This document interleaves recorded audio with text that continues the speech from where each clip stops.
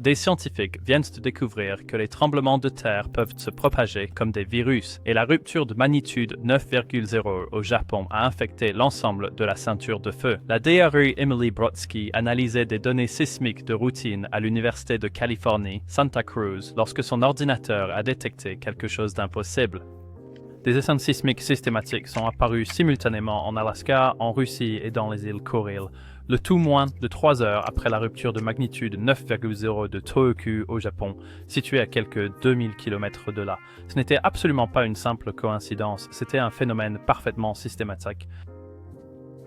Chaque tremblement de terre déclenché s'est produit précisément à l'emplacement et à la profondeur optimaux pour transférer le maximum de contraintes au segment de faille suivant dans le réseau de la ceinture de feu du Pacifique.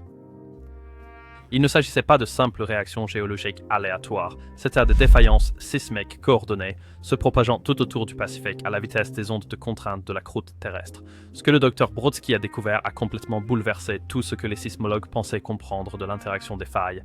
La méga-poussée du Japon n'avait pas seulement fracturé une seule section du plancher océanique, elle avait déclenché un mécanisme de cascade de contraintes qui avait systématiquement déstabilisé plus de 1600 km de réseaux de failles interconnectés. Chaque rupture a exercé une pression sur la zone de faille suivante, créant une contagion sismique qui a sauté de système en système, telle une pandémie géologique. En moins de 72 heures, plus de 400 séismes s'étaient propagés à travers l'arc pacifique, suivant des voies de transfert de contraintes qui ont transformé la ceinture de feu en un système coordonné de génération de tremblements de terre. Mais voici ce qui terrifie les chercheurs à propos de cette contagion sismique. Les failles qui ont été déclenchées n'ont pas seulement réagi à la rupture du Japon, elles en ont amplifié les effets. Chaque tremblement de terre ajoutait sa charge de stress à l'onde de propagation, rendant la cascade plus forte à mesure qu'elle avançait. La ceinture de feu du Pacifique s'enseignait systématiquement à générer des défaillances coordonnées plus puissantes. Une analyse récente montre que la contagion sismique continue de se propager.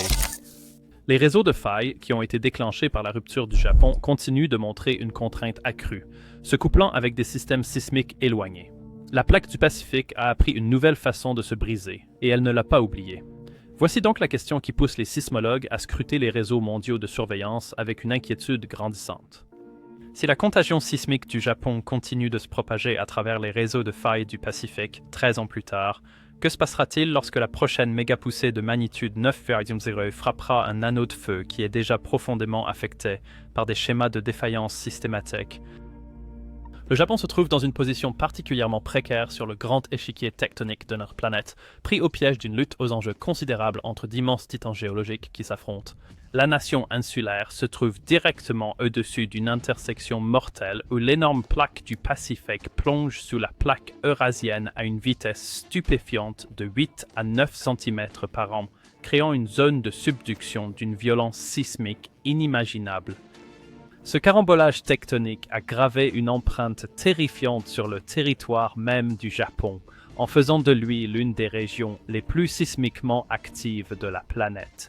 Le docteur Hiroshi Kimura de l'Institut de recherche sismique du Japon nous explique ces statistiques brutales. Il dit que le Japon connaît environ 20% des tremblements de terre de magnitude 6 ou plus dans le monde, bien qu'il n'occupe que moins de 0,3% de la surface terrestre. Il ajoute que le Japon est un laboratoire naturel pour comprendre comment les forces tectoniques façonnent notre planète et menacent notre civilisation.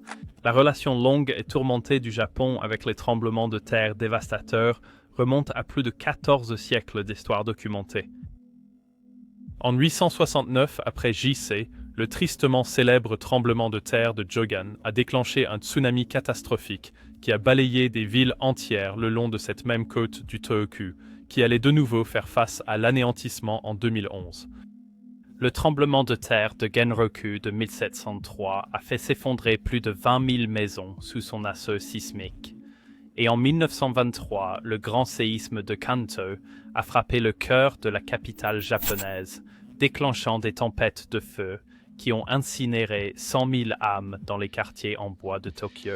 Malgré cette histoire horrible, les scientifiques japonais des tremblements de terre pensaient comprendre l'ennemi qu'ils affrontaient. Le Dr Kellen Wang, du Service géologique du Canada, nous expose le paradigme sismique traditionnel. Les mégaséismes de chevauchement le long des zones de subduction du Japon se rompent généralement par segments, chaque segment étant capable de générer un séisme de magnitude 8 ou plus à des intervalles de 300 à 600 ans. Les ruptures se produisent lorsque la contrainte accumulée dépasse la résistance au frottement le long de l'interface des plaques, ce qui provoque un glissement soudain libérant l'énergie qui s'est accumulée pendant des siècles.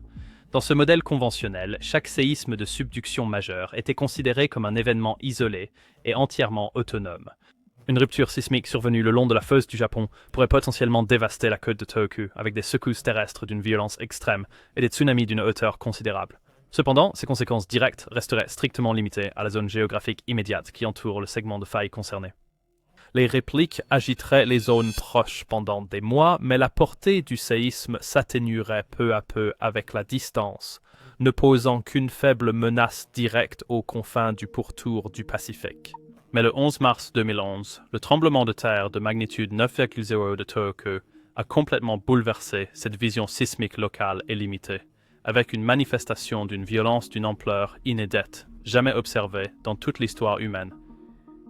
Dans les heures qui ont suivi, alors que le Japon était sous le choc et chancelait sous des vagues de destruction sismique, le Dr Thornley de l'Université de Californie à Santa Cruz passait au crible un véritable tsunami virtuel de données sismiques mondiales.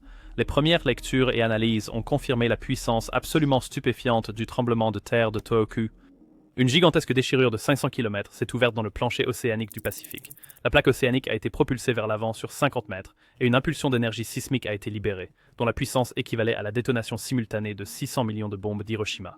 Mais ce qui fut observé ensuite défia absolument tous les principes fondamentaux de la sismologie. Seulement 91 minutes après la secousse principale de Tohoku, les sismomètres situés en Alaska commencèrent à s'activer de manière spectaculaire, affichant une inexplicable flambée d'activité. Des séismes d'une magnitude de 6 ou plus éclatèrent alors à travers l'ensemble des îles aléoutiennes, telle une véritable chaîne de pétards tectoniques. En progression synchronisée, de puissants séismes ont parcouru la chaîne des îles Kouriles et ont atteint la péninsule du Kamtchatka en Russie. C'était un spectacle sismique sans précédent, une vague de séismes en cascade se propageant à travers une vaste étendue de la ceinture de feu du Pacifique, sautant systématiquement entre des systèmes de failles isolés, séparés par des centaines, voire des milliers de kilomètres. Dr. Ley a passé un appel d'urgence au service géologique des États-Unis et a fait état de preuves évidentes d'un transfert de contraintes quasi instantané sur l'ensemble de la plaque du Pacifique. Il a averti que la rupture de Tohoku ne déclenchait pas seulement des répliques locales, mais qu'elle avait activé un mécanisme de contagion qui propageait les séismes à travers un réseau s'étendant sur des milliers de kilomètres. Au cours des 72 prochaines heures, toute l'ampleur de l'épidémie sismique virale est devenue horriblement évidente. Plus de 400 tremblements de terre significatifs ont secoué le cercle de feu du Pacifique, dans une réaction en chaîne géologique jamais documentée auparavant par des instruments modernes. Des Philippines jusqu'aux confins de la Russie et de l'Indonésie jusqu'au rivage de la Californie, le carnage tectonique s'est propagé comme une épidémie fulgurante et dévastatrice, sautant d'une faille à l'autre, même les plus éloignées, avec une efficacité absolument stupéfiante. L'équipe d'Emily Brodsky, de l'Université de Californie à Santa Cruz, s'est plongée profondément dans les données, à la recherche d'un modèle expliquant le pandémonium pacifique sans précédent. Ce qu'elle a mis au jour a provoqué une véritable onde de choc au sein de l'ensemble de la communauté sismologique. Les séismes déclenchés n'étaient pas des répliques aléatoires. Il s'agissait de ruptures très organisées, ciblant spécifiquement les maillons les plus fragiles de l'ensemble du réseau de la plaque du Pacifique. Chaque séisme a frappé à l'endroit parfait pour transférer immédiatement la contrainte au segment de faille vulnérable suivant, permettant à la cascade de rupture de se propager aussi loin et aussi vite que physiquement possible. Le séisme de Tohoku n'avait pas seulement fracturé un segment de la fosse du Japon, il avait mis à nu un réseau caché de super-autoroutes de transfert de contraintes, reliant l'intégralité du réseau de failles circumpacifique en une unique machine sismique intégrée. Comme une bombe intelligente sismique, la rupture a identifié et exploité les points faibles d'un système s'étendant sur près d'un tiers du globe, déstabilisant systématiquement une bande de 1600 km de large de la ceinture de feu. Et alors que la fumée statistique commençait à se dissiper, une image encore plus troublante et alarmante a émergé. Une analyse minutieuse menée par l'équipe du Dr Hiroshi Sato de l'Université de Tokyo a mis en évidence que le réseau de failles de la plaque du Pacifique ne se contentait pas de transmettre passivement les impulsions de stress du séisme de Tohoku. Les ruptures individuelles amplifiaient activement les signaux sismiques à mesure qu'elles se propageaient de faille en faille. Tel un transformateur sismique, chaque secousse déclenchée amplifiait l'onde de contrainte qui se propageait, magnifiant l'énergie sismique alors qu'elle filait de la fosse du Japon jusqu'aux confins les plus éloignés du Pacifique. Les données révélèrent un tableau absolument stupéfiant. La ceinture de feu du Pacifique venait tout juste de découvrir un mode de défaillance inédit. Le tremblement de terre de Tohoku avait activé un algorithme géologique caché, apprenant au réseau labyrinthique de failles de la plaque à entrer en collision avec une coordination sans précédent. En explorant méthodiquement les vulnérabilités du système et en les exploitant pour maximiser le transfert de contraintes, la rupture tectonique avait offert aux failles circumpacifiques une véritable leçon magistrale d'autodestruction synchronisée, et les enseignements de cette activité sismique se répandaient chaque jour davantage. La Drilling Bao, une géophysicienne de la Scripps Institution of Oceanography, a commencé à observer de nouvelles tendances inquiétantes au cours des années qui ont suivi la catastrophe de 2011. Les réseaux de failles, brièvement silencieux après leurs ruptures initiales déclenchées, se sont soudainement réactivés, cette fois en provoquant des séismes qui portaient la signature distinctive du transfert de fortes contraintes de l'événement de Tohoku. L'équipement de détection sismique a enregistré des vagues croissantes de communication de failles ricochant à travers le bassin du Pacifique, révélant que les réseaux géologiques les plus impactés par le tremblement de terre de 2011 devenaient en fait plus étroitement couplés avec le temps. Le Dr Bao se rendit compte que la contagion sismique continuait de se propager, s'infiltrant toujours plus profondément dans le squelette tectonique de la planète. Le tremblement de terre au Japon avait comme tatoué un nouveau programme sismique profondément ancré dans le système de la plaque du Pacifique. Et maintenant, ce cas de malveillance s'exécutait silencieusement en arrière-plan, construisant avec une lenteur mais une détermination implacable, un réseau entièrement préparé pour une autodestruction simultanée. Ce qui nous amène directement au présent et face au spectre sismique terrifiant et menaçant qui glace littéralement le sang des scientifiques. Comme de l'eau glacée qui coule le long de la colonne vertébrale. Le Dr John Vidal a commencé à tirer la sonnette d'alarme concernant la ceinture de feu du Pacifique qui est sur le point de basculer dans une annihilation simultanée. Son équipe à l'Université de Washington a détecté une synchronisation sismique croissante s'étendant du Chili jusqu'à l'Alaska, un signe que le réseau de failles circumpacifiques approche systématiquement un état de criticité quasi simultané. Le Dr Vidal explique que le tremblement de terre de 2011 au Japon n'a pas seulement causé la rupture de la plaque du Pacifique, cela a transformé la plaque en un réseau sismique unique et entièrement intégré, sur le point de défaillir. Chaque nouveau séisme de magnitude 6 ou supérieure présente le même schéma, et il déclenche des interactions de failles sur des distances radicalement plus grandes que celles jamais observées. Le vrai cauchemar est que nous pouvons maintenant voir ces systèmes de failles déclenchés apprendre de chaque séisme majeur, faisant évoluer leur réseau de communication de transfert de contraintes pour devenir plus grand et plus efficace à chaque événement qui passe. Les pires craintes de la communauté sismologique ont été récemment confirmées par une simulation sophistiquée sur superordinateur réalisée par le docteur Sylvain Barbeau de l'Observatoire de la Terre de Singapour. Son modèle a exploité plus d'une décennie de données concrètes, recueillies après le tremblement de terre de Tohoku, afin de modéliser l'état actuel du système de plaques tectoniques du Pacifique, et le scénario qu'il a généré était tout simplement apocalyptique. Le docteur Barbeau déclare avec une urgence contenue: nous observons actuellement l'ensemble de la ceinture de feu du Pacifique s'approcher des phases finales d'un changement de phase sismique complet. Le réseau de plaques évolue avec chaque séisme majeur en un système qui nécessitera de moins en moins d'énergie de déclenchement pour se déstabiliser entièrement. Au cours des prochaines décennies, une unique impulsion sismique placée exactement au bon endroit pourrait déclencher une vague en cascade de ruptures de failles synchronisées, se propageant à toute vitesse autour de l'ensemble du bassin Pacifique. Une véritable bombe sismique circum-océanique, capable d'affecter potentiellement plus d'1 milliard d'individus simultanément, et ce n'est pas le pire. De nouvelles données suggèrent que le comportement auto-organisé, se propageant par bonds entre le réseau de failles de la ceinture de feu du Pacifique, commence à s'étendre le long des profondes zones de subduction tectonique qui serpentent sous les continents eux-mêmes.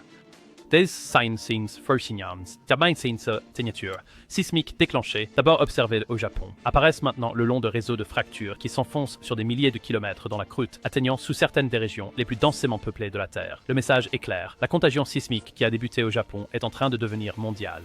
Les réseaux sismiques qui unissent la croûte terrestre en une structure géologique unique s'éveillent à un nouveau mode de défaillance en cascade, un mode qui pourrait contourner toutes les méthodes connues de confinement des risques sismiques. À l'heure où nous parlons, invisiblement et indétectablement, le tissu même des continents est en train d'être reprogrammé pour un effondrement cataclysmique. Assistons-nous à la naissance d'un nouveau paradigme de l'autodestruction sismique? Le séisme de 2011 au Japon a-t-il déclenché un compte à rebours vers une apocalypse sismique mondiale? Les données mènent à une conclusion glaçante. Les tensions latentes dans le squelette caché de la planète ont appris de chaque secousse déclenchée, attendant patiemment les bonnes fissures pour libérer un réseau sismique mondial prêt à un impact synchronisé. Un seul séisme, la catastrophe de Tohoku, a déchiré l'Internet géologique, le rendant accessible à la connexion. La prochaine grande rupture pourrait déclencher l'effondrement des réseaux de fractures de la planète en une implosion tectonique mondiale. Si cette vision glaçante de l'avenir sismique interconnecté de la Terre vous a fait reconsidérer votre place au sein de notre civilisation précairement perchée, faites-le moi savoir dans les commentaires ci-dessous. L'arme géologique de destruction massive activée par le tremblement de terre de 2011 au Japon continue d'apprendre, de surveiller et d'attendre sa prochaine cible. Abonnez-vous à Earth Attacks pour rester informé de la prochaine contagion sismique qui se propage rapidement pour mailler la planète et provoquer son effondrement.